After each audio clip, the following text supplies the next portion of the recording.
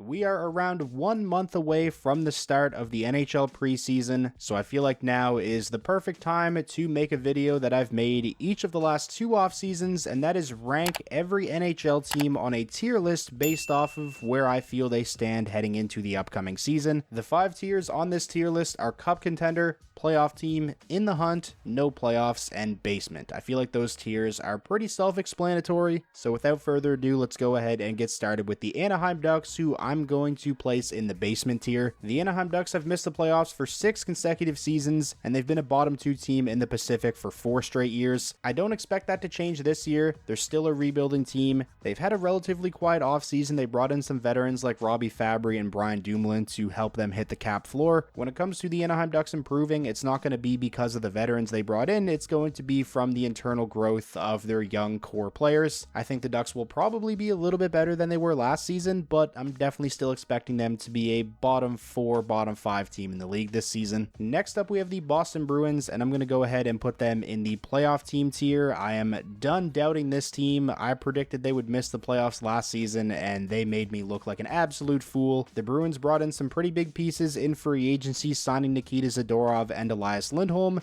The contracts that they signed them to are definitely risky, but contracts aside, those are 2 players that are going to make the Boston Bruins better. Sure, this is a team that's getting older, and you have to imagine the fall off is going to come at some point in the next 3-4 years, but based off of what we saw last season, I think this is a team that still should make the playoffs comfortably next season. The Buffalo Sabres are up next. I think they're going to be in the hunt. They were pretty disappointing this past season relative to the expectations that I had for them. They almost did a complete 180 from the year prior, where it was their high-flying offense that made them a dangerous team and had them in the hunt down the stretch, and this past season the offense kind of dried up, but it was goaltending and defense that was helping them win games. There is a ton of talent on that Buffalo Sabres roster. They just haven't been able to put it all together just yet. Maybe this is the season they finally do. Moving on now, next up we have the Calgary Flames, who have missed the playoffs for 2 consecutive seasons, and I think this year that becomes 3 consecutive seasons. I'm putting them in the no playoffs tier. The Flames are going through a big retool right now. We saw them trade Mangiapane to the Washington Capitals, and the big deal they made this offseason was trading Jacob Markstrom to the New Jersey Devils. Markstrom was fantastic for the Flames this past season, was among the league leaders in goals saved above expected. Now with him gone, you have to imagine there's probably going to be another step back coming for the Flames. I wouldn't even be surprised if they are close to the basement of the NHL this season. The Hurricanes are up next, and they're definitely going to go in the playoff team tier along with the Boston Bruins. I don't think you can say Carolina got better this offseason. They definitely lost some key pieces, Brady Shea, Brett Pesce, Teuvo Teravainen, but in my opinion, they also made some very good signings in free agency, bringing in the likes of Sean Walker, Shane Gostisbehere, William Carrier, who I think is a fantastic depth forward. This is a very well-coached team. They've been one of the more consistent regular season teams in the NHL in recent years, and I don't expect that to change this season. I'm pretty confident Carolina will finish with a top 3 spot in the Metro Division. The Blackhawks are up next, and they're going to go down in the basement tier along with the Anaheim Ducks. Similar to what I said about Anaheim, I think Chicago definitely should be better than they were this past season. They brought in a handful of guys that should make them a lot more competitive. Teuvo Teravainen, Tyler Bertuzzi, Martinez, Brody, just to name a few. Connor Bedard is probably going to take a massive leap this season and take his game to another level, so I would be very surprised if the Blackhawks have a season as bad as the one they just had, but again, I find it hard to believe they're going to be able to claw their way out of the bottom 5 teams in the NHL just yet. Next up, we have the Avalanche. I'm going to put them in the playoff team tier along with the Bruins and Hurricanes. Some people would probably have them up in the Cup Contender tier, but I do have concerns about the Avalanche depth and what version of Alexander Georgiev they're going to get. Sure, he won a ton of games this past season, 38, 18, and 5, but his individual isolated performance wasn't fantastic. The top end talent on this team is obviously insane with the likes of McKinnon, Makar, and Rantanen, but they definitely have some holes. Next up, we have Columbus, and I'm also going to put them down in the basement tier along with Anaheim and Chicago. The Blue Jackets really didn't have a whole lot going for them this past season. They struggled to score. They struggled to keep the puck out of their net. Didn't get great goaltending. Their special teams weren't good. The Provorov trade already looks really bad. The Severson contract doesn't look great. There's obviously a ton of very promising young talent on the Blue Jackets roster, but this is a team with a lot of work to do. Sure, they brought in a guy like Sean Monahan in free agency who's a solid player, but I don't think the Blue Jackets did near enough to be able to pull themselves out of the basement of the NHL. Moving on now, next up we have Dallas, and this is the first team I'm going to put in the Cup Contender tier.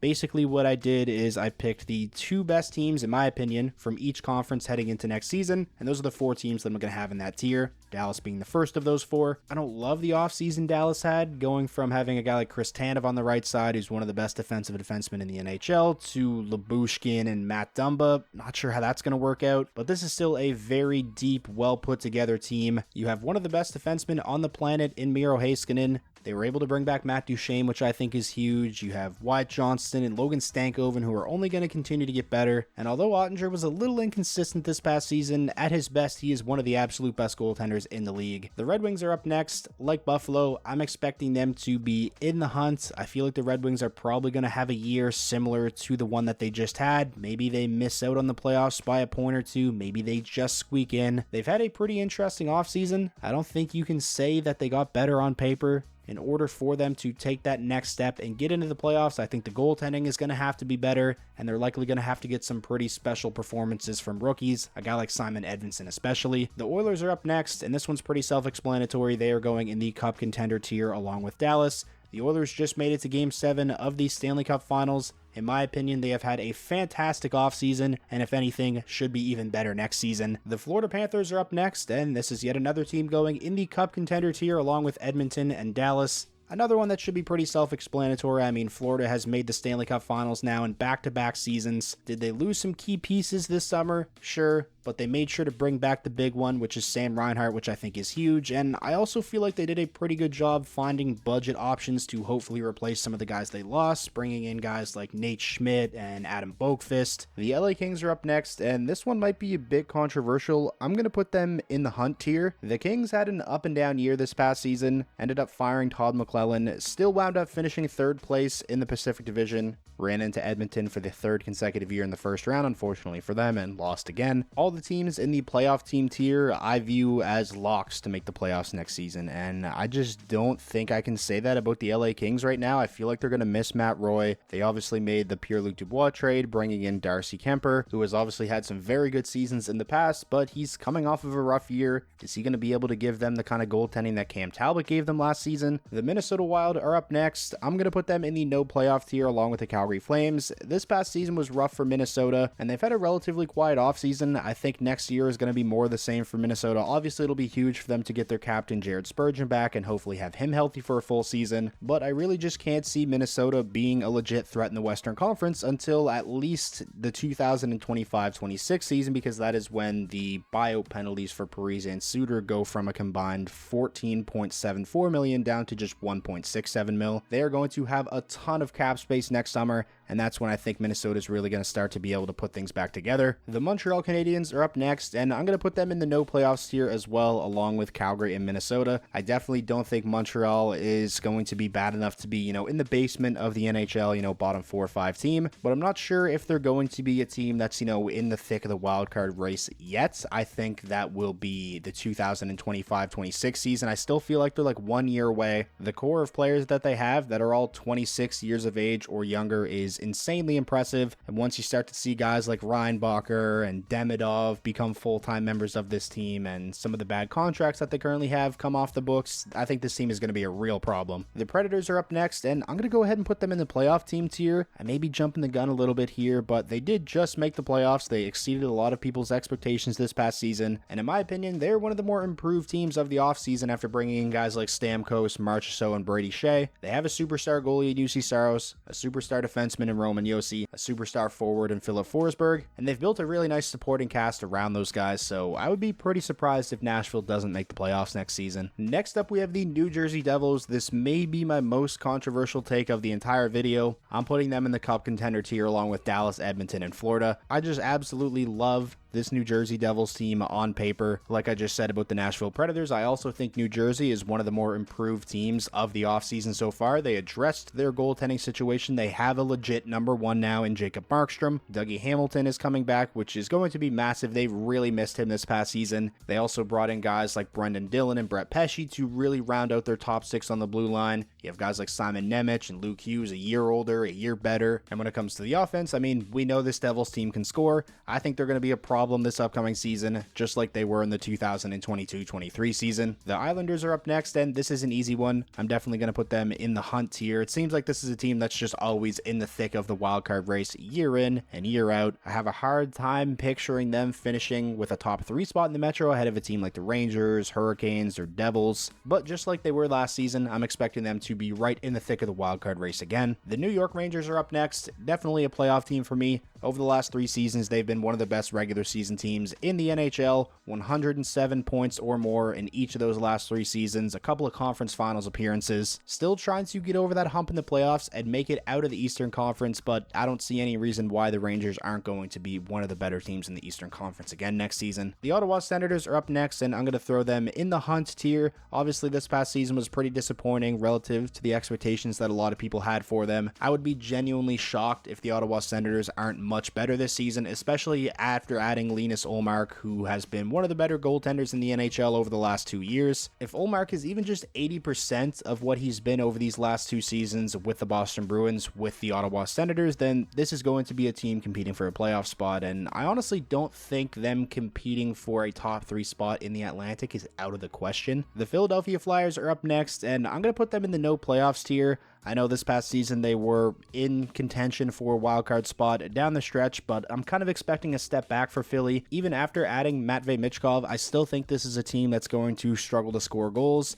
and if the defense even takes a slight step back from how good it was this past season, then I don't think this is a team that's going to be a legit threat to make the playoffs. The Pittsburgh Penguins are up next. I'm putting them in the no playoffs tier as well. Their long playoff streak finally ended this past season, and honestly, I think this is an organization that's in danger of going on a pretty long streak of not making the playoffs now. Obviously, with Sidney Crosby still playing at such an insanely high level, I don't think this is a team that's going to be in danger of, being a bottom 3-4 team in the league, but I would be pretty surprised if they managed to find their way back into the playoffs. San Jose is up next, and they're going to go down in the basement tier along with Anaheim, Chicago, and Columbus. Should be quite a bit better than they were this past season, and they're definitely going to be a lot more fun to watch with guys like Will Smith and Macklin Celebrini, but I think this is a team that is still a long ways away from competing for a playoff spot. Moving on now to the Seattle Kraken, I'm going to put them in the no playoffs tier. This past season was really disappointing for Seattle after having such a strong second year in the NHL, finishing with 100 points, beating the Avalanche in the first round. I do feel like that year was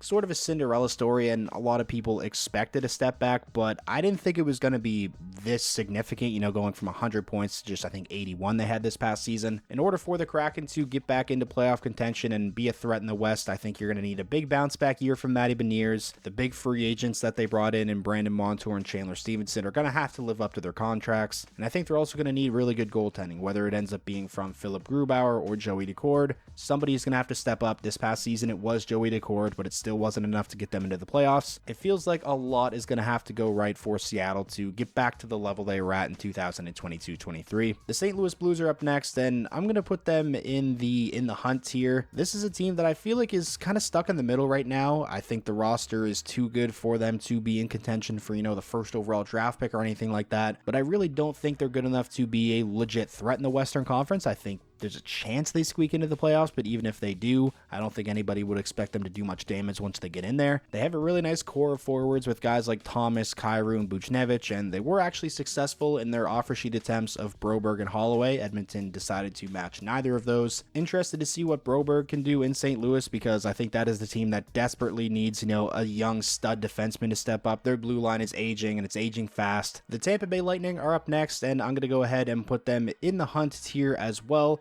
They made the playoffs this past season, but it was in a wildcard spot. It was the first year they didn't make the playoffs in a divisional seed in what feels like forever. I think it's safe to assume the era of Tampa Bay making the Stanley Cup Finals every single year is a thing of the past, but as long as you have guys like Kucherov, Hedman, Point, and Vasilevsky playing at such a high level, this is a team that's always going to be in contention. The Maple Leafs are up next, and they're going to go in the playoff team tier. I feel like I don't have to explain this one too much. Their problem has not been the regular season. It's been once they get to the playoffs. They've only won one round in the playoffs with this core of Nylander, Tavares, Matthews, and Marner. They made some nice moves this offseason, in my opinion. I like that they brought back Max Domi. I think Chris Tanev is a huge addition for them as well. Really like the Stolarz contract. He was one of the better backups in the entire NHL this past season for the Florida Panthers. I don't have any concerns at all about the Maple Leafs missing the playoffs this season. It's just, again, what's going to happen once they get there. Next up, we have Utah, and I'm going to throw them in the hunt tier. This past season, if it wasn't for that ridiculous losing streak they went on, then they really wouldn't have been all that far away from competing for a wildcard spot. They drastically improved their blue line this offseason so far, bringing in the likes of Mikhail Sergachev, John Marino, and Ian Cole. I'm expecting guys like Logan Cooley and Dylan Genther to take big leaps. I really think this is a team that has the potential to surprise a lot of people this season. Moving on now, next up we have Vancouver, and they're definitely going in the playoff team tier.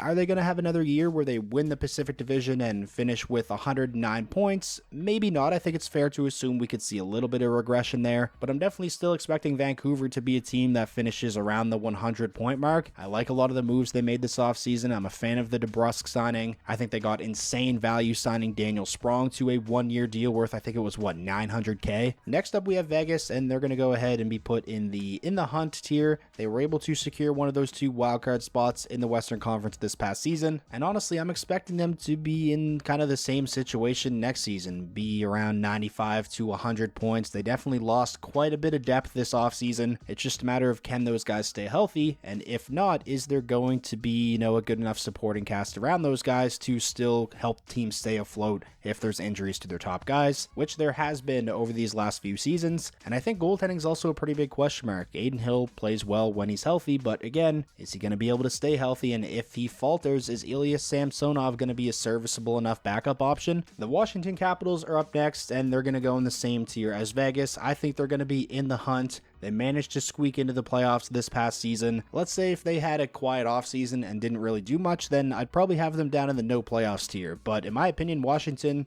is one of the most improved teams of the offseason, bringing in guys like Matt Roy and Jacob Chikrin. Their top 4 on paper looks absolutely disgusting, and they also brought in a couple of guys in Andrew Mangiapane and Pierre-Luc Dubois who should help them score some goals, which was a struggle for the Capitals at times this past season. Mangiapane can score 20 in a season. Say what you want about Dubois' contract, but that's a guy that should still be able to finish with around 20 to 25 goals and 45 to 50 points. And now finally, finishing off the video with the Winnipeg Jets, I'm going to put them in the playoff team tier. Similar to Vancouver, I'm expecting a little bit of a step back from Winnipeg. I don't think they're going to be a 110-point team again, but I don't really think this is a team that's going to be in jeopardy of missing the playoffs. They're bringing back pretty much the same roster, with the exception of some of the guys that they traded for mid-season, like Tyler Toffoli and Sean Monahan. So that is going to wrap up today's video, ranking all 32 NHL teams on a tier list based off of where I think they stand and kind of what my expectations are for them heading into the upcoming NHL season. As always, I want to know what you guys are thinking, so let me know what your tier list would look like down below in the comments. If you made it all the way to the end of the video and you ended up enjoying yourself, please remember to leave it a like. It's the best way to let me know that you enjoyed, and it does help out the videos a ton. And if this was your first time checking out the channel and you want more NHL content just like this all year round, be sure to hit that subscribe button, and I will talk to you all again soon.